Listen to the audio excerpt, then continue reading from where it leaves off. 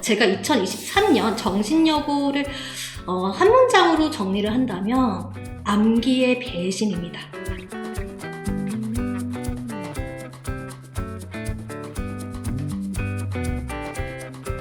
네, 안녕하세요. 2024년 KNF에서 정신여고를 담당하는 강사 김성령입니다. 반갑습니다. 지금 이 영상을 보는 많은 학생과 학부모님들은 정신여고를 가야 되는데 어떤 영어 공부를 해야 되고 어떻게 준비해야 되는지에 대해서 아주 궁금해 하실 거예요. 제가 2023년 정신여고를 한 문장으로 정리를 한다면 암기의 배신입니다. 친구들이 첫 시험을 암기를 정말 열심히 준비해가지고 만점을 막 받고 그랬어요. 근데 그 다음 시험부터 암기를 했지만 점수가 나오지 않는 그런 시험 문제가 출제되었습니다. 자, 그러면 정신여고 영어 내신 특징을 한번 살펴보겠습니다. 정신여고는 다른 학교와 다르게 100점 만점이 아니라 35점 만점으로 출제가 돼요. 그래서 배점이 0.8에서 1.4. 근데 마지막 시험에서는 0.6점까지 나왔습니다. 이렇게 다양하고요. 범위 같은 경우는 교과서 2과, 그리고 추가 지문, 그리고 어휘책이 있습니다. 교과서 비중은 아주 높은 편인데요. 다른 학교와 다르게 교과서가 어떻게 비중이 높냐면, 사실 제가 지금 이걸 말씀을 드리는 게 중학생이잖아요. 중학교 때는 본문도 나오고 본문 앞도 나오고 본문 뒤도 나왔어요. 근데 고등학교 때는 그렇게 나오지가 않거든요. 본문만 나오는 학교가 거의 대부분이에요. 근데 정신여고는 중학교 때처럼 앞뒤 다 나옵니다. 그리고 객관식 27문항, 서술형 6문항으로 총 34문항인데 시험지 페이지가 시험 볼 때마다 한 페이지씩 늘어나가지고 한 페이지에 2~3문항이 출제됩니다. 그리고 정신여고를 준비하는 친구들은 2월부터 단어장을 많이 공부하는데 그 이유가 단어장의 4분의 1이 시험 범위에 들어가고 4문항이 출제되지만 나머지 독해문항에서도 변형하는 요소로 쓰이기 때문에 외워야 할 단어 그리고 그 단어를 활용해야 되는 능력이 필요합니다. 이런 시험으로 첫 시험 같은 경우는 난이도가 제가 봤을 땐 하예요. 그래가지고 35점 만점에 35점이 1등급이었어요. 그러니까 100점 만점에 100점을 받아야지 1등급이 되는 거고요. 두 번째 시험도 조금 어려워졌어요. 그래서 한 문항 틀리면 1등급 받을 수 있었습니다. 근데 세 번째 2학기 중간고사 같은 경우는 난이도가 최상이었어요. 그래서 35점 만점에 32점이 1등급인데 3점 아무것도 아니다 라고 생각하면 안 되는 게 이게 100점 만점으로 보면 91점이에요. 보통 학군지에서 1등급 컷은 100점에서 98점이라고 하는 것을 감안한다면 정신여고의 2학기 중간고사는 난이도가 극상이었습니다. 정신여고의 영역별 출제 경향을 설명드리겠습니다. 어휘, 어법, 독해, 영작 이렇게 나눠봤는데 총 문항이 34문항이고 2023년 같은 경우는 1년 내내 총 문항수가 바뀌지 않았어요. 근데 어휘가 10문항으로 시작해서 6문항으로 바뀌고 어법은 3문항. 근데 한번 1학기 기말고사에서 5문항. 근데 그 나머지는 2문항.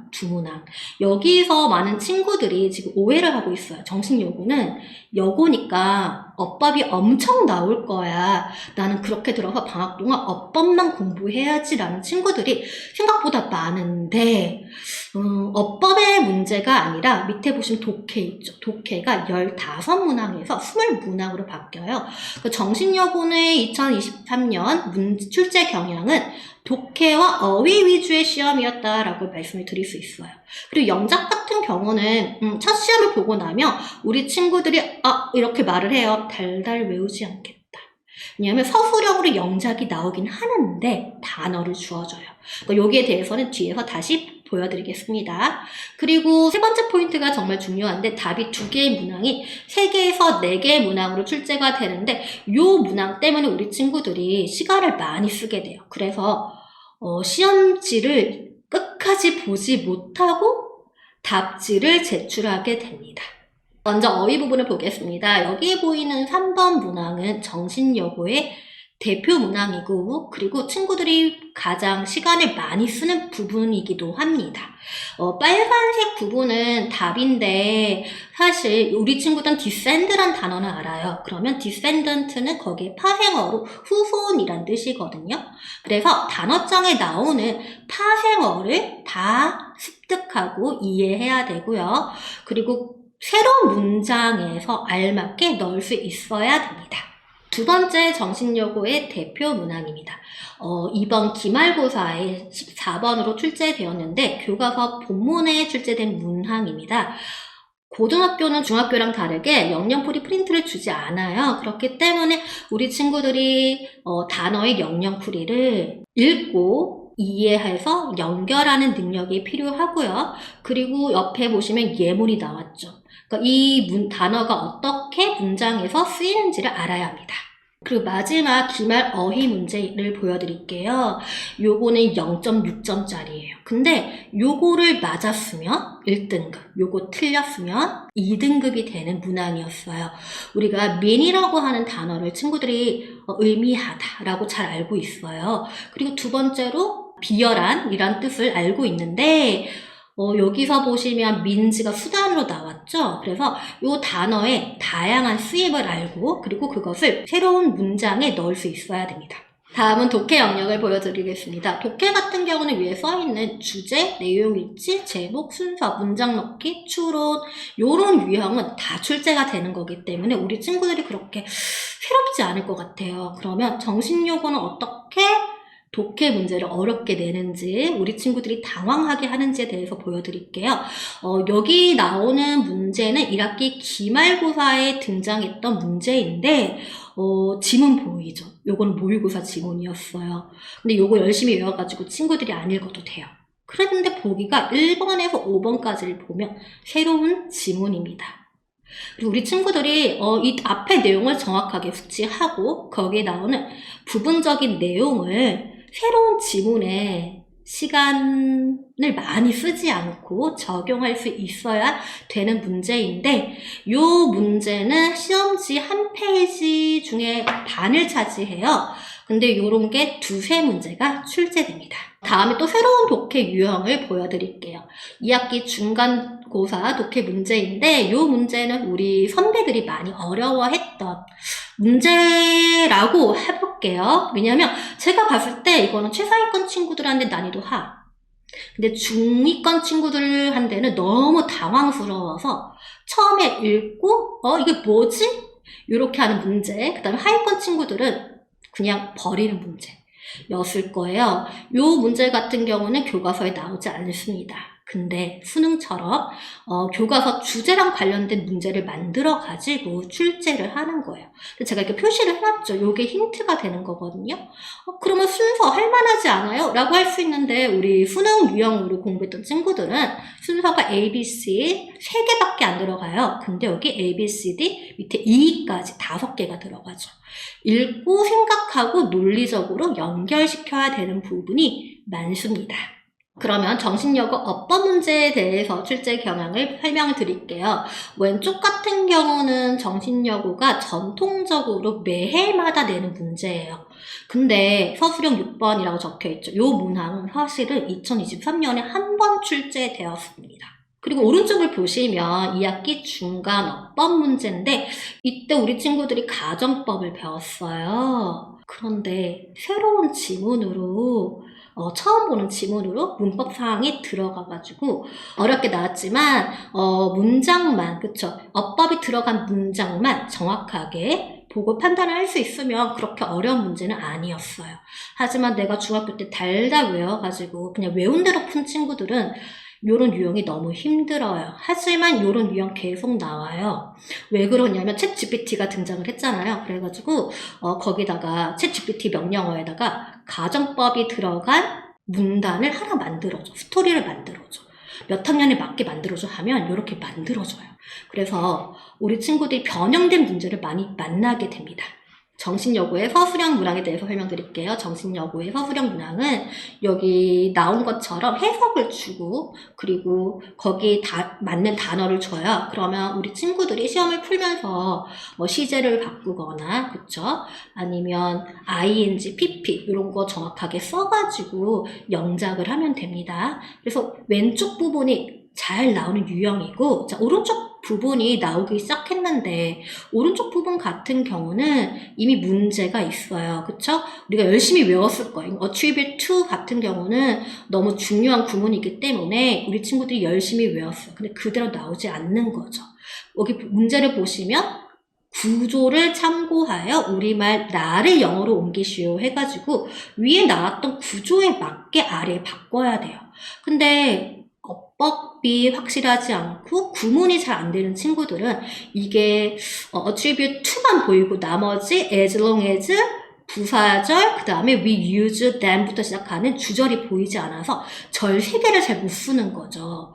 그래서 첫 시험 때는 이 구조를 보라고 했는데 이게 뭔 말이에요? 라고 물어본 친구가 있었어요. 왜냐면 그 친구는 문장에서 구조 분석이 힘든 친구였던 거죠. 근데 그 다음부터는 이게 무조건 나온다는 걸 알기 때문에 우리 친구들이 똑같은 문장 공부하고 그 다음에 비슷한 구조로 연습을 합니다. 그래서 요 밑에 문제는 점수가 1.3이지만 사실은 거의 틀린 친구들이 없어요. 근데 우리 친구들이 1.3인데 이걸 놓친 친구들은 어떤 친구들이냐면 50분 동안 7페이지, 8페이지에 달하는 객관식 문제를 못 끝낸 친구들이에요. 막상 보면 서술형이 이렇게 어렵지 않고 충분히 할만하고 우리는 수업 시간에 열심히 공부를 했고 하지만 여기까지 넘어오는 게 힘들어요. 왜? 50분 동안 서술형과 객관식을 다 풀어야 되고 객관식 지문은 다 변형이 되어 있습니다. 그렇다면 KNF의 정신여고 내신 수업은 어떻게 진행이 되는지에 대해서 말씀드려 보겠습니다. KNF의 내신 수업은 보통 7, 8주로 구성이 됩니다. 그래서 첫 1주에서 3주는 교과서 위주의 수업을 하고요. 그 나머지 주는 부교재 위주의 수업을 진행합니다. 구체적으로 어떻게 수업하는지 말씀드리겠습니다. 먼저 수업 교재가 있고 그리고 매주마다 나가는 워크북이 있어요. 이 워크북에는 우리 친구들이 외워야 하는 단어 그리고 교과서 또는 부교재에서 나왔던 핵심 어법을 정리하는 부분이 있어요. 방금 봤던 워크북은 우리 친구들이 차근차근 공부하기에 도움이 되는 연습 문제였어요. 그러면 그 공부를 한 다음에 우리 친구들이 학원에 와서 학교 시험과 100% 유사한 유형으로 시험을 보게 됩니다. 제일 왼쪽에 있는 것은 우리 친구들이 5점 만점으로, 그쵸? 100점 만점에 5점 만점으로 진행되는 정신여고 수행평가예요. 요거는 단어장 단어를 시험을 보는 건데, 내신 초반에는 우리 친구들이 수행평가에 나오는 단어, 근데 하지만 우리 시험 범위에 들어가는 단어들을 공부할 수 있도록 하고 난 다음, 요렇게 학교 시험과 똑같은 구글 클래스 시험지로 연습을 합니다. 요 시험지 같은 경우는 우리 친구들이 1번 문제부터 학교 시험지랑 똑같았다고 너무 좋았다라고 했던 수행평가 연습 문제였고요. 가운데 보면 아까 전에 제가 보여드렸잖아요. 어휘 문제 시간 많이 걸린다고. 근데 그게 많이 걸리는 이유가 1번 뜻이 아니라 2번 뜻으로 나오기 때문이에요. 그래서 2번 뜻 위주의 시험지를 보게 됩니다. 그리고 제일 오른쪽에 보시면 최종 점검이지만 하지만 내신 준비 후반부터는 매주마다 동형 모의고사를 보게 되는데 이렇게 학교 시험지와 똑같은 유형으로 보게 됩니다. 이렇게 수업 시간에 학교 시험과 거의 유사한 시험을 보게 되잖아요. 우리 친구들이 부족한 부분이 바로바로 보이게 돼요. 그럼 그 부족한 부분을 채우기 위해서 클리닉을 진행을 하는데 이 클리닉은 학생들의 개별 스케줄에 맞게 진행합니다. 이렇게 실전처럼 공부했던 우리 선배들은 성적이 어떻게 향상이 되었을까요? 가장 극적인 향상을 보여준 친구는 4등급을 받았어요, 첫 시험에. 근데 저를 만나고 최고 등급을 받게 되었어요. 그 친구는 영어를 못하는 친구가 아니에요. 그렇지만 중학교랑 다른 시험 유형에 적응이 천천히 되었던 거죠. 아마 많은 친구들이 중학교 때는 100점도 받고 A도 받고 하잖아요. 근데 고등학교에 오면 3, 4등급을 받게 돼요. 그러면 나는 분명히 문법서 한 권 끝냈고 단어장 하나 끝냈고 그리고 고2, 고3 모의고사에서 1등급은 아니어도 2등급은 나오는데 뭐가 잘못되었을까라고 고민을 하게 되는 거죠. 그때 필요한 것은 우리 학교 시험에 맞게 훈련을 하고 연습을 하는 거예요. 그래서 저는 여러분들에게 최고의 성적을 낼 수 있도록 학교 시험에 최적화된 연습을 제공합니다. 그리고 수업 시간은 2023년에는 토요일 오후 2시였는데 2024년 수업은 아직 정확하게 정해지진 않았습니다. 자세한 수업 시간은 학원 홈페이지에서 안내됩니다. 그리고 마지막으로 우리 친구들에게 하고 싶은 말이 있는데요. 최근에 나온 기사예요. 요거는 우리 친구들이 설명회에서 많이 들었을 거예요. 고1 1등급, 고3까지 간다. 그래서 고1 첫 시험에서 전과목 1등급, 그쵸? 국수, 영사과, 내신 얘기하는 거예요. 1등급 받은 친구들 중에서 80% 조금 안 되는 78.5% 친구들이 3학년 1학기 때까지 1등급을 유지합니다. 그리고 1등급 초반과 1등급 후반으로 나눴을 때 1등급 초반을 받은 학생들의 95%가 3학년 1학기까지 평균 1등급을 기록했다고 해요. 그러면 첫 시험의 등급이, 그쵸? 마지막 시험의 등급과 거의 달라지지 않을 텐데 우리는 어떻게 공부해야 될까요? 지금쯤이면 우리 친구들이 내가 고등학교 가가지고 내신이 1, 2등급 받고 싶지만 나는 3, 4등급 수준이다. 이런 거 잘 스스로 숙지가 되어 있을 거예요. 그러면 그 등급에 맞게, 그쵸? 내가 지금 생각하는 등급에 맞게 공부하는 방식이 달라야 돼요. 하지만 어떤 등급과 상관없이 시험이 요구하는 부분이 정해져 있잖아요. 그러면 우리는 2월 동안에 그 부분을 준비를 해야 됩니다. 첫 번째는 빠른 독해가 필요해요. 그렇기 때문에 여러분들은 시간을 재고 푸는 연습을 해야 됩니다. 하지만 빨리빨리 본다고 해석을 대충 하면 안 되죠. 그러니까 구문 독해 연습도 필요합니다. 두 번째로는 변형 문제 대비를 위한 어법, 어휘 공부를 해야 돼요. 정신연구는 다행히도 단어장이 있어요. 그렇기 때문에 입학 전에 이 단어장을 최소 1회독을 해야 됩니다. 너무 많아서 힘들다 그러면 중간고사 범위라도 1회독을 해야 되고요. 핵심 어법 정리 꼭 필요합니다. 아까 전에 단어 다 주고 영작을 한다라고 했잖아요. 하지만 변형이 필요하거든요. 그 변형은 핵심 어법을 사용해서 변형을 해야 됩니다. 그래서 이 두 가지를 가지고 우리는 2월 동안에 연습을 할 거예요. 그래서 정신연구 배정을 받은 친구들을 위해서 2월에 무료 특강이 준비되어 있습니다. 자세한 내용은 홈페이지에서 안내합니다. 제가 준비한 내용은 여기까지고요. 더 자세한 내용은 여기를 통해서 안내해드리겠습니다.